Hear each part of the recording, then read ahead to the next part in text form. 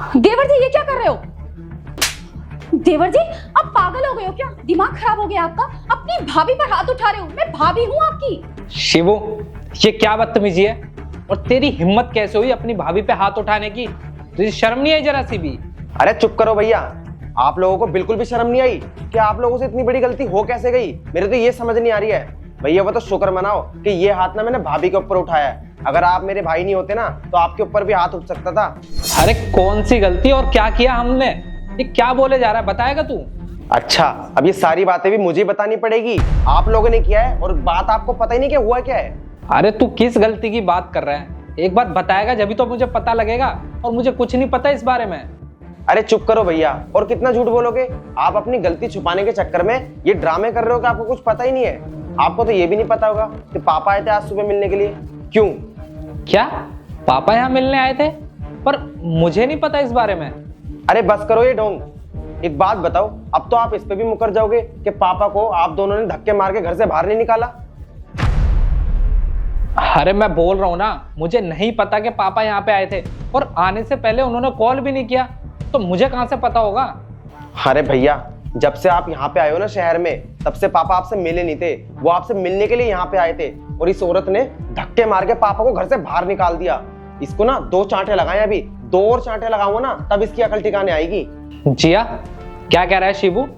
पापा यहाँ मिलने आए थे और तुमने उनको धक्के मार के घर से बाहर निकाला? हाँ, आए थे आपके पापा, लेकिन मुझे बहुत अच्छे से पता है कि तुम्हारे पापा यहाँ क्या करने आते हैं। पैसे लेने आते हैं वो तुमसे, और मुझे ये बात बिल्कुल भी अच्छी नहीं लगती कि वो हर दूसरे तीसरे दिन आ जाते हैं यहाँ पर तुमसे पैसे लेने के लिए। बस इसीलिए मैंने तुम्हारे पापा को भगा दिया यहाँ से। राहुल, राहुल बेटा कहाँ है तू? अबे ओए बुड्ढे, अंदर कहाँ घुसा जा रहा है? राहुल घर पर नहीं है, चल जा यहाँ से। बेटा वो बहुत दिन से राहुल को देखा नहीं था, इसलिए मैं मिलने आ गया। अरे बुड्ढे, तेरी समझ में नहीं आ रहा क्या? एक बार बोला ना तुझसे कि राहुल घर पे नहीं है, जा यहाँ से। और तुम जैसे लोगों को ना मैं बहुत अच्छे से जानती हूँ, बस किसी ना किसी बहाने से यहाँ पर घुसने का बहाना ढूंढ रहे हो। अरे यहाँ कोई धर्मशाला नहीं खुली हुई है कि मुंह उठाकर यहाँ पर आ जाते हो। इतनी मुश्किल से मैं राहुल को गाँव से शहर लेकर आई थी।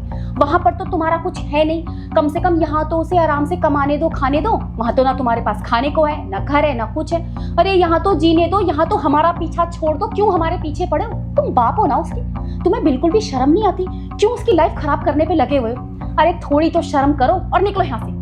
बेटा बहुत दिन से राहुल से मिला नहीं था, एक बार उसको बुला दे, मैं उसको देख के वापस चला जाऊंगा। बेटा ओए बुड्ढे, मुझे बहुत अच्छे से पता है कि तू राहुल से मिलने नहीं आता है, तू तो उससे सिर्फ पैसे ऐंठने आता है। और राहुल बेचारा भोला भाला, जितने पैसे तुम मांगते हो तुम्हें उठा कर दे देता है। लेकिन मैं ना बेवकूफ नहीं हूँ, तेरी सारी चाल समझती हूँ मैं। अब इससे पहले कि मुझे गुस्सा आ जाए और मैं तुझे धक्के मार के यहाँ से निकालू ना, खुद ब खुद चला जा यहाँ से, जा यहाँ से। ठीक है बेटा, मैं जा रहा हूँ, तो गुस्सा मत कर बहू, मैं जा रहा हूँ बेटा।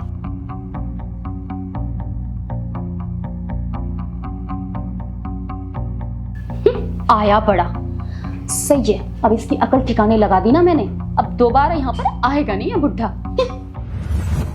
पर जिया, तुमने एक बार भी मुझे ये बात बताने की कोशिश नहीं की, या मुझे कॉल करके नहीं बताया जा सकता था कि पापा यहाँ मिलने आए हैं? और तुम्हारी हिम्मत कैसे हुई उनको घर से बाहर निकालने की? अरे चाहे वो यहाँ पे पैसे मांगने आए या वो यहाँ पे रहने आए, तुम्हारा कोई हक नहीं बनता है उनके साथ बदतमीजी करने का, समझी तुम? हाँ राहुल, मैं मानती हूँ कि मैंने तुम्हें ये सब नहीं बताया, लेकिन ये सब मैंने तुम्हें सिर्फ इसलिए नहीं बताया क्योंकि तुम अपने काम को लेके वैसे ही इतनी टेंशन में रहते हो, और आजकल तो तुम्हारा काम इतना लॉस में चल रहा है, तो बस इसीलिए मैंने तुम्हें नहीं बताया। और तुम्हारे बाप को काम ही क्या है, बस यहाँ पर आ जाता है पैसे लेने के लिए। तो मैं नहीं चाहती थी कि ये सब मैं तुम्हें बता के और टेंशन दूँ। वैसे राहुल एक बात बताओ, तुम्हें अपने पापा की पड़ी है, मेरी कुछ नहीं पड़ी। तुम्हारी आंखों के सामने तुम्हारे भाई ने मेरे ऊपर हाथ उठाया है, उसका क्या? अरे भाभी, आपने उनको सिर्फ इस घर से बाहर नहीं निकाला है, उनकी कितनी बेइज्जती करी और उनके साथ कितनी बदतमीजी करी है आपने। एक ससुर जो होता है ना, बाप के समान होता है, पर आप उनको तो अपना ससुर भी नहीं मानती हो, बाप तो बहुत दूर की बात है। आपको बिल्कुल भी शर्म नहीं आई ये सब करते हुए उनके साथ? अरे वो अंदर से बिल्कुल टूट चुके हैं। देखो जिया, तुम्हें जितना बोलना था ना तुम बोल चुकी हो। पर मुझे एक बात बताओ, अगर यही हरकत मैं तुम्हारे माँ बाप के साथ करूं, अगर तुम्हारे पापा यहाँ मिलने आए, उनको मैं धक्के मार के निकाल दूं, तब कैसा लगेगा तुम्हें? अरे तुम्हारे कहने पे मैं गांव से शहर आया, पर तुम उनके साथ इस तरह की हरकत कर रही हो, और तुमने एक बार भी ये नहीं समझा कि राहुल को बता दूं मैं। भैया ये तो कुछ भी नहीं है, मैं आपको बताने वाला था कि पापा की तबीयत बहुत ज्यादा खराब रहती है, लेकिन आपको हम कभी भी फोन करते थे ना, आपका कभी फोन नहीं लगता था। फिर हमें बाद में पता चला कि भाभी ने तो आपके फोन में हम सबके नंबर ब्लॉक कर रखे हैं, और पापा ना इसी वजह से आपसे यहाँ पे मिलने के लिए आ गए, क्योंकि आपसे बात तो हो नहीं पा रही थी। लेकिन भाभी ने क्या किया, पापा के साथ इतनी बदतमीजी करी और उनको बेइज्जत करके घर से बाहर निकाल दिया। ये फालतू के ड्रामे यहाँ पर करने की कोई जरूरत नहीं है, क्योंकि मुझे बहुत अच्छे से पता है कि तुम्हारा बाप ना यहाँ पर बीमारी का बहाना करके राहुल से बस पैसे आटने आया था। तुम लोगों का ना बस यही काम है। लेकिन अब मैं ना ये होने नहीं दूंगी। पहले राहुल ने तुम्हें जितने भी पैसे दे दिए, लेकिन मेरे जीते जी मैं तुम लोगों को ना अब एक फूटी कोड़ी भी नहीं दूंगी, समझे तुम? बस जिया, मुझे तुमसे ना ये उम्मीद नहीं थी कि तुम इस हद तक भी गिर जाओगी। अरे मुझे लगा कि तुम गांव से शहर मुझे इसलिए लेके आई हो ताकि तुम यहाँ पे अच्छे से रह सको और पापा और भाई यहाँ पे आए तो उनको भी कोई प्रॉब्लम ना हो। पर मुझे ये नहीं पता था कि तुम तो मुझे उनसे अलग करने में लगी हुई हो। अगर ये मुझे पहले पता हो जाता ना तो मैं शायद शहर आता भी नहीं। अब तुम्हारी बातों में ना मैं और नहीं आऊंगा। तुम्हें इस घर में रहना है रहो, नहीं रहना है चली जाओ यहाँ से, समझी? राहुल, बहुत देर से मैंने तुम्हारी बातें सुन ली और इसकी भी सुन ली। अब फैसला तुम्हारे हाथ में, या तो तुम अपने उस परिवार को चुनो या मुझे चुनो। ठीक है, मैंने चुन लिया।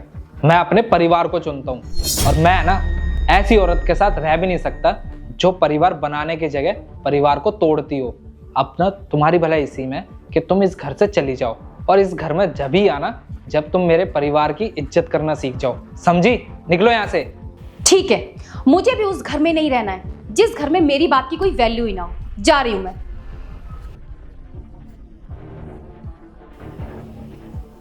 शिवू, एक काम कर, तू ना जाके पापा को लिया। आज से ना हम लोग साथ में रहेंगे। ठीक है भैया, मैं अभी लेके आता हूँ।